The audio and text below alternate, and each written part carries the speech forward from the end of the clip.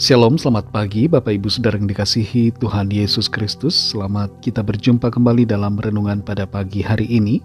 Kita bersyukur karena kebaikan Tuhan yang selalu kita terima hari lepas hari.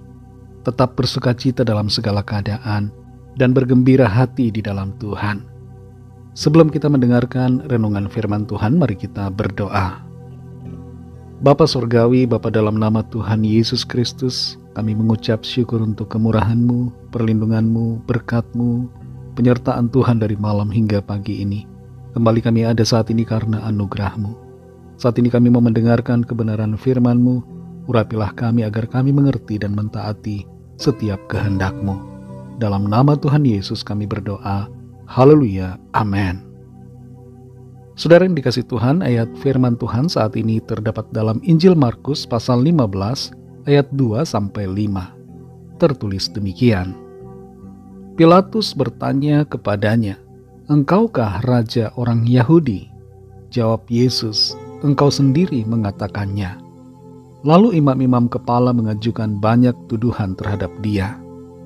Pilatus bertanya pula kepadanya, katanya, "Tidakkah engkau memberi jawab? Lihatlah betapa banyaknya tuduhan mereka terhadap engkau." Tetapi Yesus sama sekali tidak menjawab lagi, sehingga Pilatus merasa heran. Saudara yang dikasih Tuhan, ada kalanya berdiam lebih baik daripada membela diri, karena kemuliaan yang kemudian akan lebih besar daripada penghinaan yang sekarang. Dalam pengadilan di hadapan Pilatus, Tuhan Yesus menghadapi tuduhan-tuduhan yang tidak benar dari imam-imam kepala dan pemuka agama Yahudi. Betapa luar biasanya imam-imam yang seharusnya menjadi contoh bagaimana berkata-kata yang baik, bersikap jujur, tapi ternyata mereka membuat tuduhan-tuduhan palsu. Tapi yang menarik di sini adalah Tuhan Yesus tidak membela dirinya, tidak juga berusaha membuktikan kesalahan dari para imam itu. Diamnya Tuhan Yesus membuat Pilatus heran. Ada beberapa alasan teologis mengapa Tuhan Yesus memilih diam dalam situasi ini. Yang pertama adalah diamnya Tuhan Yesus merupakan penggenapan dari nubuatan yang telah disampaikan sebelumnya. Sekitar 700 tahun sebelum peristiwa penyaliban Kristus, Nabi Yesaya telah menubuatkan akan hal ini. Dalam Yesaya 53 ayat 7 dikatakan, "Dia dianiaya tetapi dia membiarkan diri ditindas dan tidak membuka mulutnya, seperti anak domba yang dibawa ke pembantaian. Seperti induk domba yang keluh di depan orang-orang yang menggunting bulunya, ia tidak membuka mulutnya." Tuhan Yesus adalah anak domba Allah yang datang untuk dikorbankan bagi dosa dunia, bagi dosa saudara dan saya. Seperti seekor domba yang tidak melawan, dia pun tidak membela diri.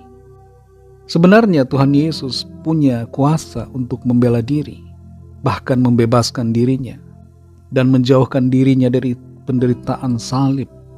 Tapi itu tidak ia lakukan. Ia memilih diam dan menjalani proses penderitaan menuju kepada salib yang memberikan kita semua kebebasan, penebusan dan pengampunan. Yang kedua, saudara, Tuhan Yesus tidak melayani tuduhan-tuduhan yang tidak berdasar. Tuduhan para imam sangat manipulatif, tidak jujur, dibuat-buat, dan hanya bertujuan untuk menjatuhkan Tuhan Yesus, bukan untuk mencari kebenaran. Dalam Amsal 26 ayat 4 tertulis, "Jangan menjawab orang bebal menurut kebodohannya, supaya jangan engkau sendiri menjadi sama dengan dia." Ada kalanya kita perlu berdiam diri, menghadapi berbagai fitnah, tuduhan-tuduhan tidak benar yang ditujukan kepada kita. Karena dengan meladeni tuduhan-tuduhan itu, kita menjadi sama bebalnya, sama bodohnya dengan orang-orang yang membuat tuduhan yang tidak benar. Yang ketiga, saudara, diamnya Tuhan Yesus menjadi teladan buat kita.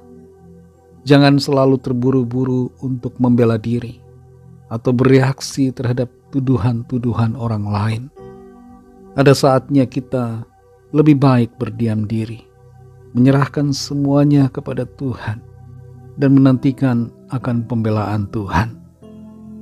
Saudara yang dikasihi Tuhan, adakah kita seringkali berusaha membela diri ketika difitnah, ketika disalahpahami, dan kemudian berargumentasi dan mengeluarkan kata-kata pembelaan? Ada kalanya, saudara, kita perlu mengikuti teladan Tuhan Yesus. Dalam kehidupan keluarga, rumah tangga, biarlah teladan Tuhan Yesus menjadi sikap kita. Amsal 11 ayat 12 berkata, "Siapa menghina sesamanya tidak berakal budi, tetapi orang yang pandai berdiam diri." Jadilah orang yang pandai, bukan orang yang bodoh, dan nantikanlah pembelaan Tuhan dalam kehidupan kita. Kebenaran pada akhirnya akan muncul seperti emas. Mari kita berdoa. Terima kasih Tuhan Yesus, kami mengucap syukur untuk firman-Mu yang sudah kami dengar pada saat ini, mengajarkan kepada kami teladan hidup sebagaimana yang Tuhan sudah tunjukkan. Engkau tidak membela diri, Engkau berdiam diri ketika begitu banyak tuduhan-tuduhan yang diarahkan kepadamu. Tapi itu tidak membuat Engkau kurang kemuliaan dan tidak mengurangi kuasa-Mu Tuhan.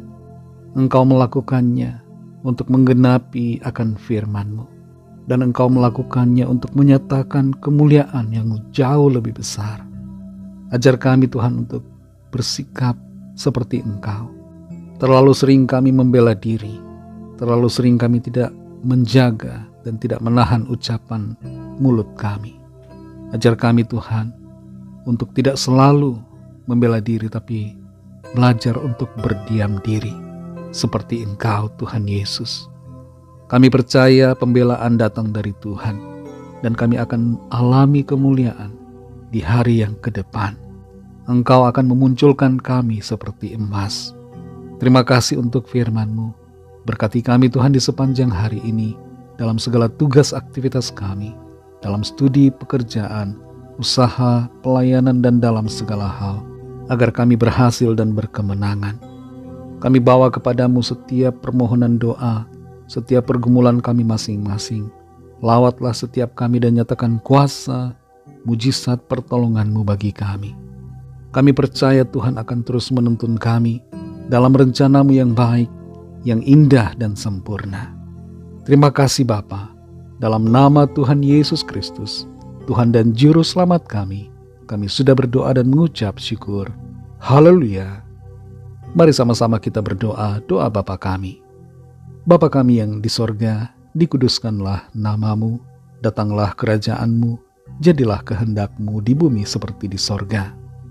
Berikanlah kami pada hari ini makanan kami yang secukupnya, dan ampunilah kami akan kesalahan kami, seperti kami juga mengampuni orang yang bersalah kepada kami. Dan janganlah membawa kami ke dalam pencobaan, tetapi lepaskanlah kami daripada yang jahat, karena Engkaulah yang punya kerajaan dan kuasa dan kemuliaan sampai selama-lamanya. Amin. Terimalah berkat Tuhan. Tuhan memberkati engkau dan melindungi engkau. Tuhan menyinari engkau dengan wajah-Nya dan memberikan kasih karunia. Tuhan menghadapkan wajah-Nya kepadamu dan memberikan damai sejahtera. Berkat dan anugerah Allah Bapa, kasih karunia dari Tuhan Yesus Kristus, dalam persekutuan dengan Roh Kudus, menyertai kita semua, sekarang ini dan sampai Maranatha Tuhan Yesus datang kembali, dan bahkan sampai selama-lamanya. Dalam berkat nama Tuhan Yesus Kristus, haleluya, amin. Puji Tuhan, saudara yang dikasihi Tuhan, saya percaya firman Tuhan menjadi berkat dan kekuatan buat saudara semua, dan Roh Kudus akan menolong saudara untuk lebih lagi memahami kebenaran firman Tuhan dan hidup dalam kebenaran. Tuhan Yesus memberkati saudara semua. Sampai jumpa dalam renungan yang berikutnya. Haleluya.